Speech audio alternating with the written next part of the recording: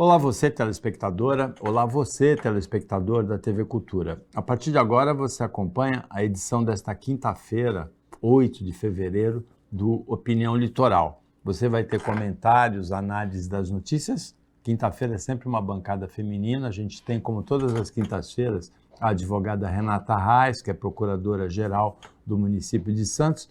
E a partir daqui a pouquinho nós temos também a jornalista Thaís Margarido. O país hoje, Renata, foi surpreendido por uma operação da Polícia Federal, mais uma, um nome em latim, traduz Tempo da Verdade. E os alvos foram o ex-presidente Jair Bolsonaro, alguns militares de alta patente, como o general Augusto Heleno, o ex-ministro da Defesa Paulo Sérgio Nogueira, e também alguns auxiliares diretos do ex-presidente Jair Bolsonaro. A operação é motivada pela delação, colaboração premiada do ex-ajudante de ordens de Bolsonaro, tenente coronel Mauro Cid, que disse que houve uma reunião com a presença de generais, com a presença do comandante da Marinha, que também é um dos alvos da operação da polícia, para organizar uma tentativa de golpe que eles relacionam com aquela bomba perto do aeroporto de Brasília, com os atos de 8 de janeiro e principalmente com uma campanha sistemática que foi feita contra a credibilidade do sistema eleitoral durante vários anos. Alguns dos cabeças dessa campanha, segundo a Polícia Federal e segundo a autorização do Supremo, baseada em notícias falsas, em informações não comprovadas, também foram alvo da operação de hoje. Boa tarde. Boa tarde, Paulo, boa tarde a todos. Todos nós, né, hoje acordamos surpresos com tudo isso e com o tamanho, né, que isso vai tomando e que a gente não imagina que ainda venha mais coisa e ainda tem bastante coisa, ao que parece, para surgir nessa história toda. As notícias as denúncias, né, são graves, são muito graves e a gente passa a olhar com um pouco mais de cuidado para aquilo que a gente estava vivendo e a gente não tinha noção do que realmente estava acontecendo. Porque a gente passou aí os 4 anos do governo Bolsonaro ouvindo muita bobagem e achando que não passava de falácias, de utopias criadas pelo presidente. Mas a gente hoje sabe que essas falácias, elas tinham também ali um fundo, né, de medidas, de articulações para que determinadas coisas acontecessem. A gente sempre teve muito medo aqui no Brasil da ditadura de esquerda, né? Sempre se propagou muito isso. O perigo da ditadura de esquerda, do comunismo, do PT, e a gente se viu agora, né, numa situação muito mais alarmante com o perigo de uma ditadura de direita, que, na minha opinião, a história do mundo conta que ela pode ser muito pior do que a ditadura de esquerda. São atos graves, a gente viu hoje medidas, né, algumas preparatórias, até visando prisão de ministros do Supremo Tribunal Federal, que é muito grave, o envolvimento de militares de alta patente. Então, Bolsonaro não estava tão sozinho assim. Acho que não teve êxito, porque talvez tenham sido muito atabalhoados e talvez porque nós aqui no Brasil, embora nós não valorizemos o nosso país e a nossa Constituição, as nossas instituições, eu acho que hoje a gente pode ver o Brasil como uma democracia bastante forte, né? E a prova disso foi a partir de 8 de janeiro, todo o rumo que isso tomou e a forma como os poderes, né, se uniram em defesa da democracia. Então, a gente tem um país, hoje, a gente pode dizer, com uma democracia bastante consolidada, bastante forte, por ter passado por esse episódio, estamos passando ainda pelas consequências dele, e agora a gente vai tentar ver até onde vai o desdobramento disso, porque essa conversa de ex-presidente a gente também já ouviu da esquerda, né? né? Perseguição política. Então a gente vai vendo que as coisas são fatos diferentes, circunstâncias diferentes, mas o discurso parece que é sempre o mesmo, né? De perseguição política, de alvo, de todo um conchavo, uma perseguição para retirar esse ou aquele presidente de um futuro pleito eleitoral. Na verdade, hoje de manhã, em entrevista a uma rádio de Belo Horizonte, a Rádio Itatiaia, o presidente Lula se manifestou dizendo que não conhece a operação, que ela é sigilosa, mas que ele entende que não haveria o 8 de janeiro sem a participação do presidente Jair Bolsonaro. E aí ele repetiu alguma coisa que ele tem falado como um mantra. Eu espero que o direito, a presunção de inocência seja considerada por Jair Bolsonaro como não foi considerada por mim, o que não é uma verdade. Ele foi julgado com direito de defesa, foi condenado e teve anulação condenada depois. Mas a presunção de inocência é um direito constitucional de cada cidadão. Valeu para ele e vai valer para o Bolsonaro também, não é?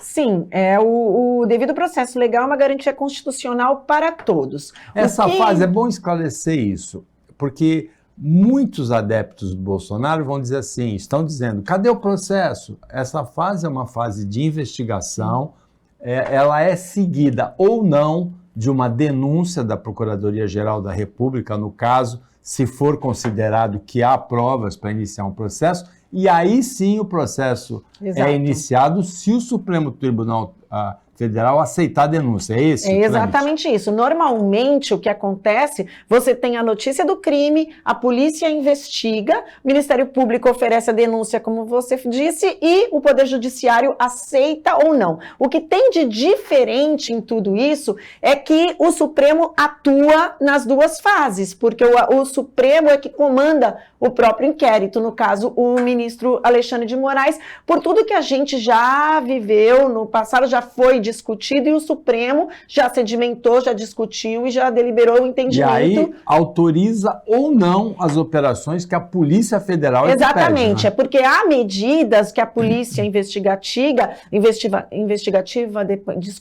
ela toma de ofício. Há medidas que eles dependem de ordem judicial. Busca e apreensão é uma delas, e todas essas medidas cautelares que a gente está escutando aí na imprensa. Agora, você precisa de uma ordem judicial para você adotar algumas medidas, como a busca e apreensão no caso do passaporte do presidente, a busca e apreensão na residência desses investigados. Então, agora, o processo, nós não chegamos no processo ainda. Nós estamos ainda na fase das medidas cautelares preparatórias. Aí, uma vez isso chegando ao Ministério Público, no caso, o Procurador-Geral da República, vai caber oferecer ou não a denúncia. Oferecida a denúncia, daí o Supremo Tribunal recebe, e aí começa efetivamente o processo judicial, onde o contraditório e a ampla defesa tem que ser preservado. Ou seja, a investigação é uma fase normal e qualquer cidadão brasileiro que tenha supostamente cometido um crime está sujeito a isso, a uma investigação desse tipo. Exato. Na minha opinião, eu não concordo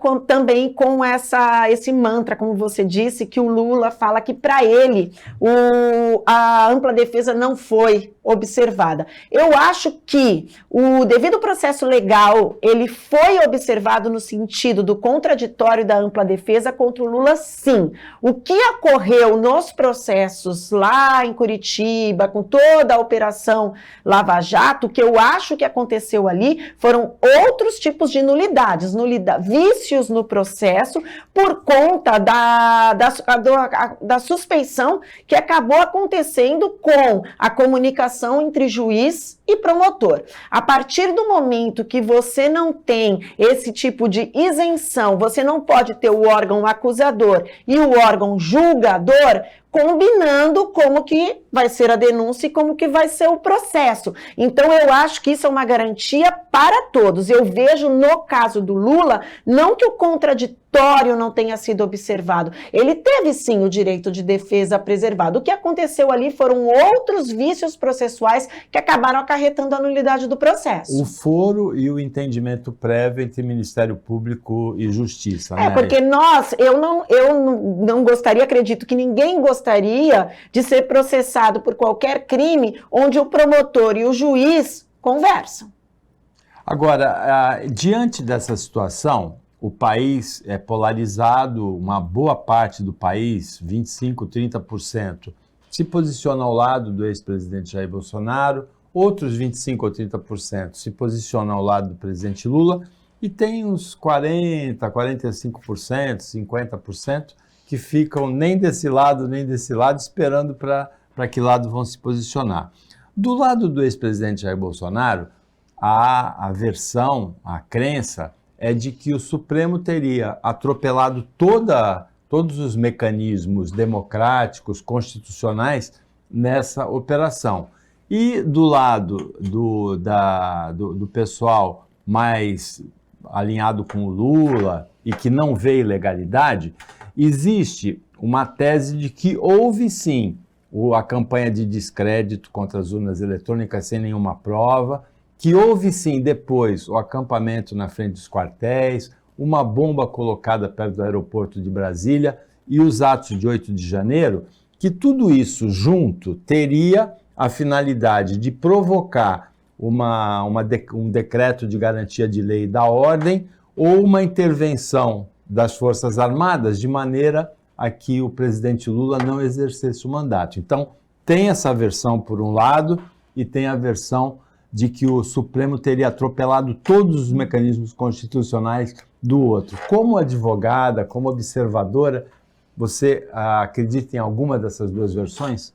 Olha, eu estou, do ponto de vista esquerda-direita, nesse percentual de pessoas que estão ali no meio, esperando que a lei seja cumprida, que a Constituição seja cumprida e que a democracia seja preservada. Mas a gente precisa olhar os fatos e as provas. Com todo respeito, a opinião de quem ainda entende que há respaldo para a defesa dos atos praticados no governo Bolsonaro e contra o exercício do poder do presidente Lula, eu não consigo ver, diante dos fatos e das provas que vêm aparecendo, eu acho que não se sustenta mais nenhum tipo de perseguição, a menos que se prove que tudo isso está sendo produzido. Há questionamentos sobre o procedimento, sobre a constitucionalidade do inquérito dentro do Supremo Tribunal Federal?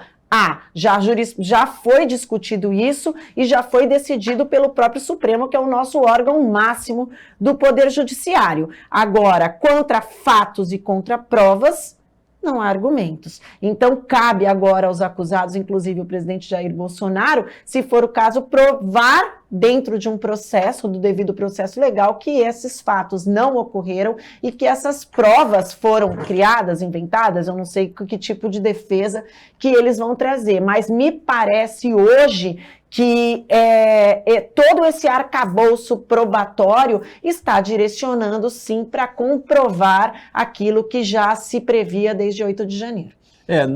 No ponto central da delação premiada, tem uma questão que é a participação do ajudante de ordens, tenente-coronel Mauro Cid, numa reunião em que teria sido discutida a estruturação do golpe com a anuência do comandante da Marinha e com a discordância do comandante do Exército e do comandante da Aeronáutica.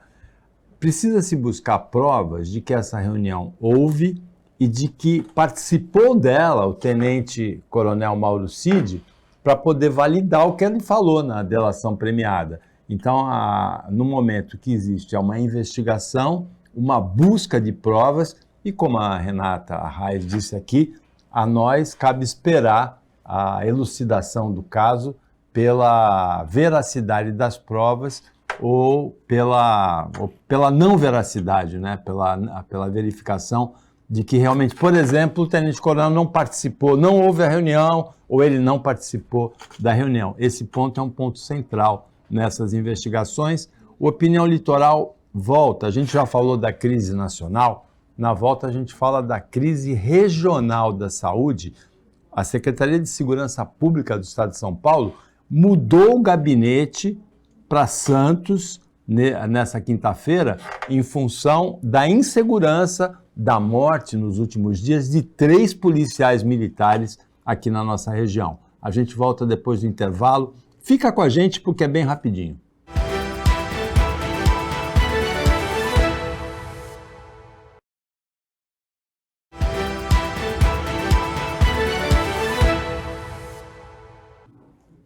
Voltando com a Opinião Litoral desta quinta-feira tumultuada no Brasil em função dos acontecimentos de hoje em Brasília, São Paulo e em vários locais do país com a operação da Polícia Federal que visa os cabeças pensantes, os financiadores da suposta tentativa de golpe para impedir o governo do presidente atual Lula. A gente falou no bloco anterior sobre essa crise nacional e agora a gente vai falar sobre a crise, eu falei saúde antes do intervalo, mas é a crise na segurança estadual. A Secretaria de Segurança Pública do Estado de São Paulo, o secretário é o Guilherme Derrite, o governador Tarcísio de Freitas, transferiram o gabinete para Santos em função da morte de 3 policiais militares assassinados nos últimos dias. Como é que você vê essa crise?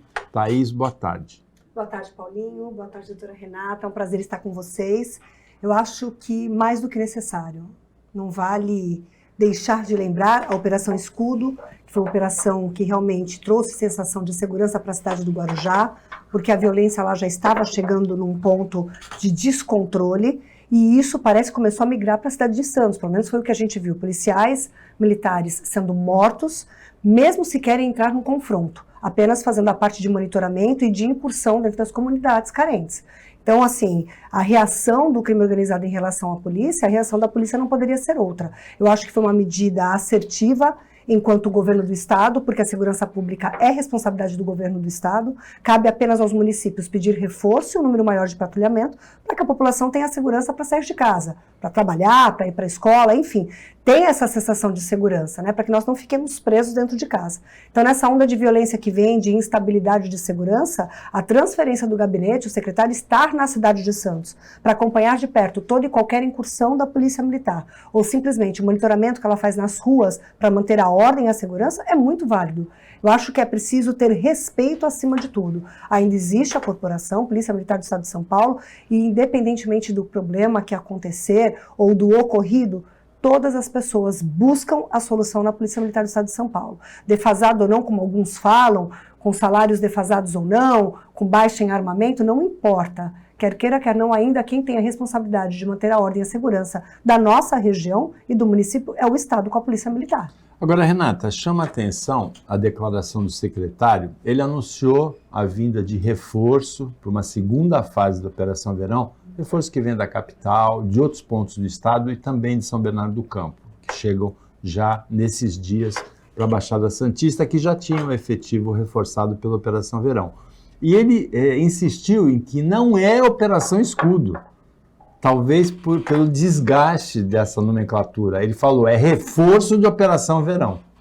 Porque a gente vive diante de todas essas notícias e até por conta dessa polaridade toda que acontece no nosso país, uma parcela da população que simplesmente se coloca a favor desse ou daquele político e não da política desenvolvida em si. Então a gente tem ali a parcela da população que tudo que o Tarcísio fizer vai estar errado, e aquela outra parcela que tudo que fizer vai estar certo. Quando a gente precisa entender qual que é o problema e a gente precisa agir independentemente de quem é que seja, se nós somos favoráveis ou não a quem esteja à frente do Poder Executivo.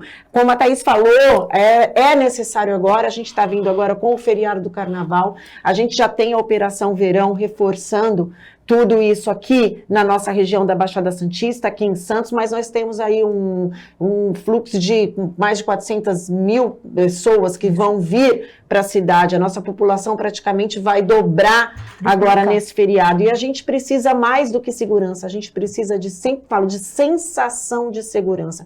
E a bandidagem precisa ter a sensação de que não está tudo largado, para que a população se sinta segura realmente, para poder aproveitar o feriado aqui. E nós que somos moradores da cidade, moradores da Baixada Santista, a gente precisa ter tranquilidade para poder viver. Agora, quanto à nomenclatura, sem dúvida, a Operação Escudo teve muito desgaste por conta de todos os desdobramentos das investigações das mortes que aconteceram, toda essa polêmica em relação ao posicionamento do governador pelas câmeras nos uniformes ou pelo não uso das câmeras. Então, tudo isso trouxe um desgaste muito grande para essa nomenclatura de Operação Escudo. Então, não importa, Paulo, o nome que se dê. O importante é que a polícia esteja presente e que nesse momento não deixe esse movimento que está chegando aqui na nossa cidade se alastrar e piorar a situação da nossa população, que já precisa de tanto, né? Agora, veja, a Defensoria Pública do Estado de São Paulo se colocou à disposição de possíveis vítimas de violência policial durante a Operação Escudo, ou agora com a mudança de nome, com a Operação Verão, para colher depoimentos e investigar, o que é um procedimento super correto. A polícia precisa reagir às agressões que vem sofrendo, às mortes que vem sofrendo. É inaceitável que um policial militar vire alvo de criminosos, como aconteceu nos últimos dias, não só aqui na Baixada, mas em outras regiões do estado também, inclusive na capital. Mas também, se há excesso policial, a Defensoria Pública faz a função dela. Agora, veja, Thaís, tem duas questões que é importante o Guilherme Derrite, secretário, e o governador Tarcísio prestarem atenção. Primeiro, a Polícia Civil do Estado de São Paulo foi muito desvalorizada nos últimos anos, nos últimos governos, Rodrigo Garcia, Geraldo Alckmin, João Dória, José Serra. Ela está muito defasada da realidade atual, da inteligência, dos equipamentos que a gente vê em polícias de outros lugares do mundo, a Polícia Civil do Estado de São Paulo. E ela é muito importante na inteligência. Aqui na nossa região, houve o caso de roubo de cargas que vinham se repetindo frequentemente, principalmente em Cubatão. A Polícia Civil investigou uma compra estranha de embalagens num determinado local, detectou que a compra era feita para ensacar as cargas roubadas nesses vagões e desmantelou a quadrilha. No Rio de Janeiro, um agente da Polícia Federal se infiltrou como despachante aduaneiro. Durante 3 anos, ele verificou os embarques de cocaína e 2 quadrilhas, é uma matéria da revista Piauí desse mês, 2 quadrilhas do tráfico internacional de drogas foram desmanteladas. Isso é inteligência, que não é atribuição da Polícia Militar. A polícia não é só a Polícia Militar. Outros 2 casos para prestar atenção. O policial da rota que foi assassinado, o assassino foi identificado pela câmera no uniforme dele. Ou seja, veja como é importante a câmera. No terceiro dia do julgamento do Daniel Alves na Espanha, foram reveladas imagens da câmera do uniforme do policial, ativada até involuntariamente, que mostraram a reação da jovem que é a vítima desse episódio de violência sexual. Então a câmera, governador, é sim importante. A inteligência da Polícia Civil é sim importante. Ou não é, Thaís? Extremamente importante, bem colocado, Paulinho. Eu acho que mais do que o investimento só na tecnologia, é exatamente também nos profissionais qualificados e que tenham esse desempenho fixo para atender essas demandas, é início, meio e fim. O que falta hoje, que a gente sente, não só no governo do estado, mas em todo o país, é investimento em tecnologia a favor da inteligência, para justamente diminuir ou coibir inúmeros crimes que tem, tanto em relação à Polícia Federal quanto à Polícia Civil, porque a investigação cabe à Polícia Civil, a militar é só manter a ordem, a Polícia Civil é que vai investigar. Então, hoje o que a gente tem? Isso é nítido, você vai na delegacia, eu tenho falta de escrivão, eu tenho falta até mesmo de delegado, que deu 2, 3 plantões, saiu de uma delegacia, foi remanejado para outra. Então a gente tem Operação Verão, veja só, fica até a dica para a gente estudar. É claro que a gente está falando aqui, até a doutora Renata pode me ajudar, a gente está falando sobre contratação de efetivo. A gente está falando sobre a abertura de concursos públicos. Então, a gente não sabe realmente hoje, a gente não tem conhecimento, eu não tenho, da folha orçamentária do governo do Estado, da Secretaria de Segurança Pública, quanto que a gente teria de recurso para abrir um concurso público, para aposentar quem precisa ser aposentado, para remanejar o quadro. Mas o que é preciso fazer é sentar e estudar, e fica a dica para a Secretaria Pública de Segurança, fazer um planejamento, Paulinho, não só para a polícia militar, que faz em ação, vai lá e faz o emergencial, é o factual, é o combate, mas para o serviço de inteligência da Polícia Civil. A gente não tem escrivão. DDM, aproveitar que nós estamos em duas mulheres, você vai na DDM, a mulher que está constrangida, ela é obrigada a depor com um escrivão e não uma escrivã. Por quê? Porque nós temos número, assim, absurdo de escrivãs que estão aposentadas ou não abriu um novo concurso para repor ou elas estão afastadas. Então, assim, DDM não tem mulher, não tem escrivã e são poucas as delegadas. Então, assim, é uma sucessão de faltas de desgovernos em relação, não falar desgoverno, vou me corrigir, uma falta de repente, de atenção a esse setor que é tão importante para coibir o crime. Estou errada, doutora? Não, você está certa, só que não adianta agora, é o que a gente sempre fala, a gente tem as ações imediatistas, que são essas que estão acontecendo, Operação Escudo, Operação Verão, seja lá o nome que se dê, para que a gente possa resolver o problema agora. Agora, se a gente não tiver planejamento, e se a gente ficar pensando só em projeto político e não em projeto realmente para o Estado, para a nação, a gente vai continuar patinando e daqui a 4 anos a gente vai estar discutindo os mesmos problemas. E eu sempre falo isso, a gente tem no Brasil políticos, uma grande parte dos nossos políticos, que não tem projetos realmente para os municípios, para os estados, e sim projetos pessoais, projetos políticos de natureza pessoal e de se colocar no poder, de continuidade de poder. Então, nós temos mandatos no Brasil de 4 anos que podem ser sucedidos por mais 4 anos.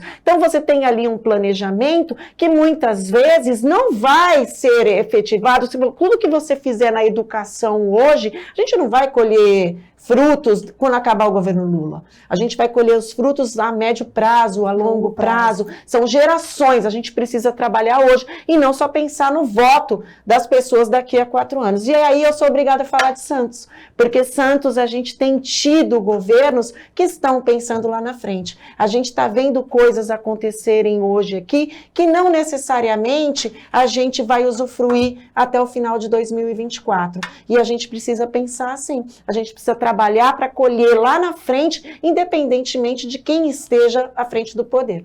Tem uma frase da política que é interessante, que é: o político pensa nas próximas eleições, o estadista pensa nas próximas gerações. Aqui no Opinião Litoral, nós temos uma linha editorial de destacar ações bem-sucedidas da polícia. Então, se você, telespectadora, se você, telespectador, se interessou, uma dessas ações foi a investigação que levou ao desmantelamento da quadrilha de roubo de cargas em Cubatão, investigação da Polícia Civil a partir da venda de embalagens para a quadrilha. E a outra é na revista Piauí, que fala desse agente da Polícia Federal que ficou 3 anos trabalhando como despachante aduaneiro e ajudou a desmantelar 2 quadrilhas de tráfico internacional e a apreensão de 11 toneladas de cocaína. A Opinião volta depois do intervalo para aí sim falar sobre a crise da saúde. Tem crise política no Brasil, tem crise de segurança na Baixada e tem uma crise de dengue se desenhando horrorosa. Epidemia de dengue. A gente conversa sobre ela no próximo bloco.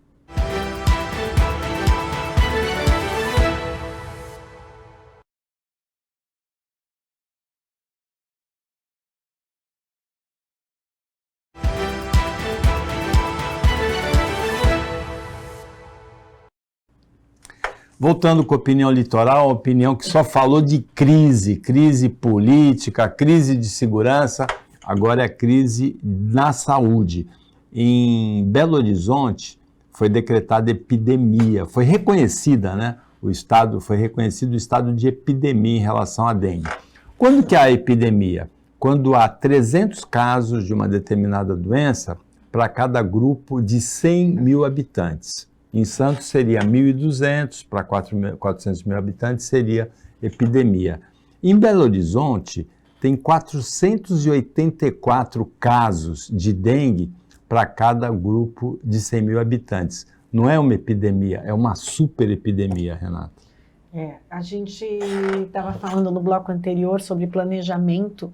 Há quanto tempo a gente sabe que tem dengue e a gente sabe que a coisa só piora, a gente sabe a época do ano que isso acontece, a gente sabe a época do ano e todo ano a gente sofre e de uma forma cada vez pior. A notícia boa que a gente teve recentemente é em relação à vacina que está sendo desenvolvida pelo Instituto Butantan. Só que a vacina agora não vai, a gente só tem a notícia, a gente vai usufruir os frutos talvez no próximo verão, se neste ano a gente conseguir vacinar uma boa parcela da população. Mas são medidas que a gente fala, né? A gente se preocupa muito com dengue, as campanhas, elas batem muito naquela tecla, né? O vasinho de planta que não pode ter água, a piscina que tem que estar limpa, o vaso sanitário, etc. Não, os pneus, mas a gente, o problema maior não está só aí, não. O problema maior está na grande maioria da população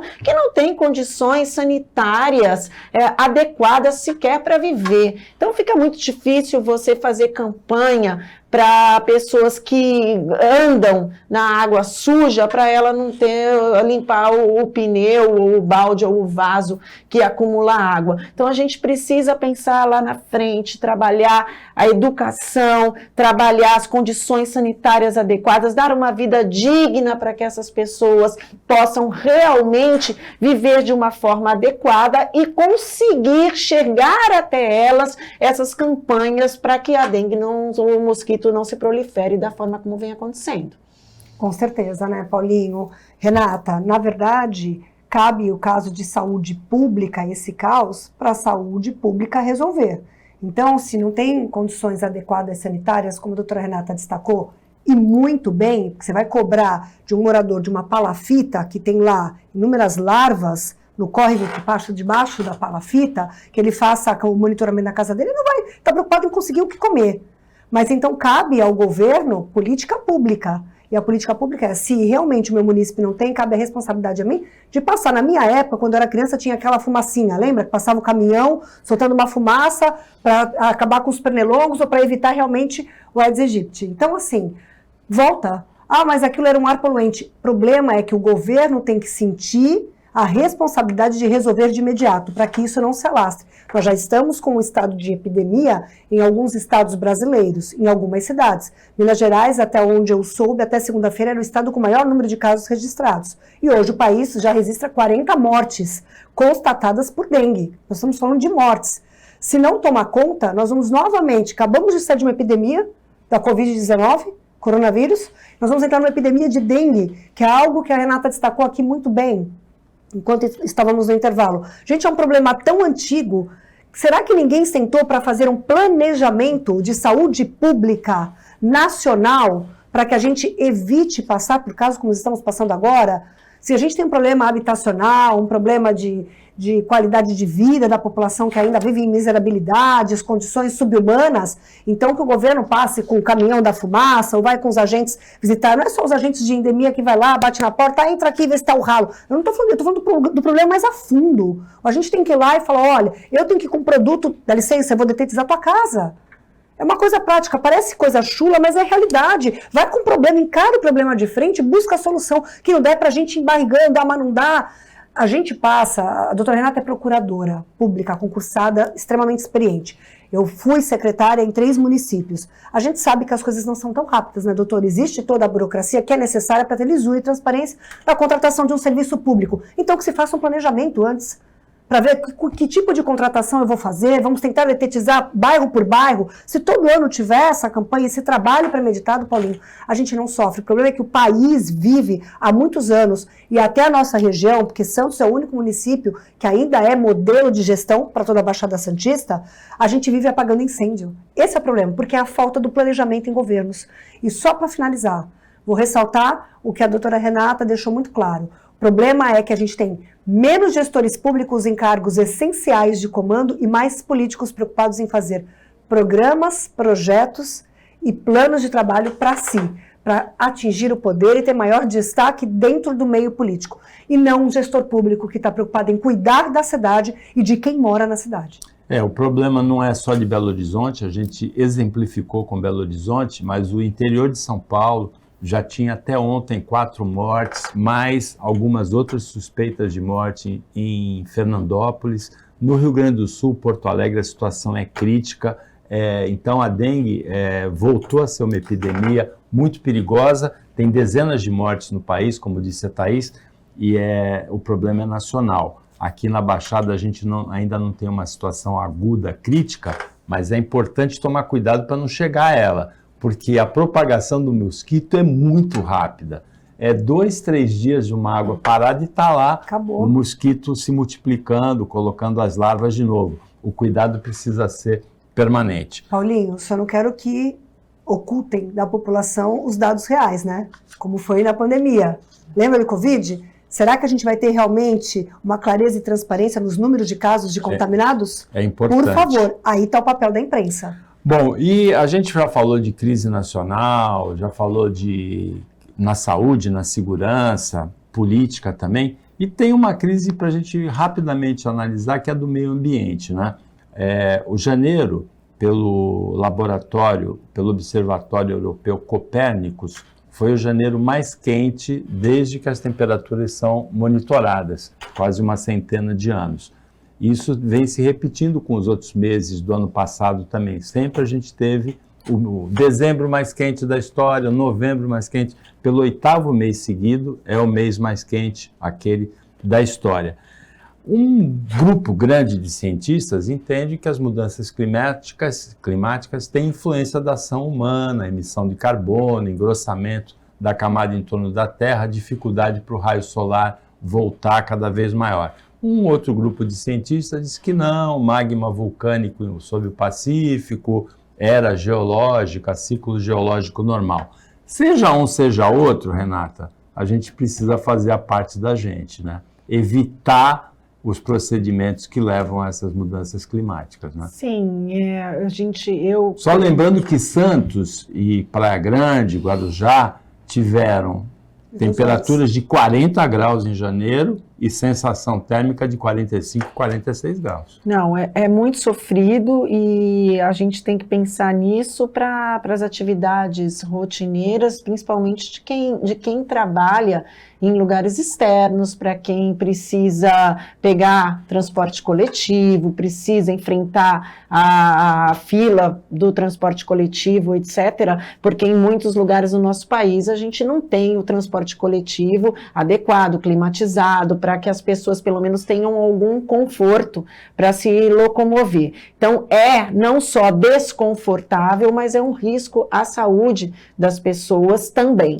Então é preciso a gente cresceu, né? Eu pelo menos cresci escutando sobre as mudanças climáticas de como seria o futuro. Só que quando a gente é adolescente, quando a gente é muito jovem, a gente acha que vai demorar muito, que a gente, isso aí daqui a 30, 40 anos, né, não sou eu que vou sofrer isso. Só que agora a gente está vendo o que aconteceu, aquilo que a gente escutava no Globo Repórter, quando era adolescente, está realmente acontecendo. E a gente precisa, e aí a gente está falando de líderes mundiais, né? É realmente tomar as medidas necessárias para que a gente tente de alguma forma remediar. O que está feito, talvez muita coisa não tem nem como você contornar, mas a gente tem talvez como diminuir o avanço de tudo isso que está acontecendo. Exatamente. Cabe também a responsabilidade de nós, de contribuir com o meio ambiente. É claro que a gente nunca se preocupou, acha tão difícil, isso não é comigo, não me atinge diretamente, mas a gente sente o efeito. Tanto principalmente nós, moradores da costa litorânea, né, da Baixada Santista, Guarujá já teve problema de erosão, Santos também teve ali na ponta da praia. Então, assim, se a gente realmente não começar a prestar atenção e fazer a nossa parte, nós vamos sofrer as consequências das mudanças climáticas. Claro que muita coisa acontece porque o homem foi ocupando espaços da natureza de uma forma desordenada. Então, desde a ocupação irregular que a gente tem no morro, os desastres ambientais que a gente tem, são consequências também de reações climáticas. Chuvas exacerbadas num volume que a gente não esperava, volumes anormais, que provocam deslizamentos. E aí a gente tem uma série de tragédias, porque hoje a gente tem uma população que vai lá, invade, ocupa áreas irregulares, áreas de risco, e aí a gente vai englobar toda a falta de planejamento de uma gestão, de uma cidade ter uma gestão. Mas independentemente disso, enquanto o homem que vive da natureza, a natureza é quem rege o clima que a gente está, todo o efeito estufa provocado pelo homem. Então cabe sim uma conscientização, às vezes a gente acha que é balela, a gente que trabalha no dia a dia, está na correria, cheia de demanda, vê no noticiário, vê na televisão, discussões na ONU, discussões em todo o mundo, para discutir as reações climáticas, o que vai ser amanhã, cientistas, mas é algo que parece que não, mas vai influenciar daqui nos próximos dias diretamente na nossa vida. Se você tem enchente na sua casa, você pode ter certeza que quando tem um problema de enchente, que você culpa o prefeito ou o gestor público, minha rua alagou. Não se esqueça que, de repente, o bairro onde você vive hoje era uma área de mangue e foi aterrada, o nível do mar subiu com a chuva. Eu não sei se vocês viram, ontem, nas páginas aqui regionais, foram divulgados, foi ontem, se não me engano, ou anteontem, alguns vídeos das equipes aqui de Santos fazendo a limpeza dos canais, você viu? Chegou a ver esses vídeos? Sim. A quantidade de garrafa PET. Que é jogada. Parece peixe. É um negócio, então, realmente, assim, a população precisa fazer o micro, né? A gente não precisa realizar o macro, mas precisa que a gente não faça isso. Porque não há obra que vá acompanhar na mesma medida o avanço e o crescimento populacional. Perfeito. Não há obra, Paulinho. Não adianta reclamar da enchente, de fazer as estações elevatórias, no caso de Santos, se a gente não contribuir. É um problema, assim, a sociedade precisa se conscientizar que gestão pública é um tripartite, a iniciativa privada, a pública e a sociedade civil. O descarte irregular de lixo, o uso indiscriminado de embalagens que podem não ser utilizadas, ou até um simples copinho de plástico para o café, se você puder usar um de louça, é muito melhor. Tem muitos automóveis com apenas o motorista dirigindo, né? Eu até me incluo nisso, né? Porque você pode usar o transporte público, preservar o planeta, seja uma versão da ação humana, seja outra, que existe uma colaboração humana na criação dessa situação, não há nenhuma dúvida. Isso afeta a gente? Afeta duramente, não é só os 40 graus que Praia Grande, São Vicente, Guarujá, Cubatão, Santos registraram nesse verão. É também os desastres que têm acontecido, as tragédias. Em 2020 foi em Santos, São Vicente e Guarujá. Em 2023, novamente Guarujá e São Sebastião. A gente paga as consequências dos nossos atos. É importante que coletivamente a gente possa combater essas mudanças climáticas com a parte que compete a cada um de nós. A gente chega ao final da Opinião Litoral desta quinta-feira, agradecendo a participação da bancada feminina, Thaís Margarido, Renata Reis, o trabalho da equipe técnica e de jornalismo do Sistema Costa Norte e a você que acompanhou a gente mais essa edição. Até amanhã, nesse mesmo horário, depois do Jornal Litoral, e uma ótima quinta-feira para você que você merece.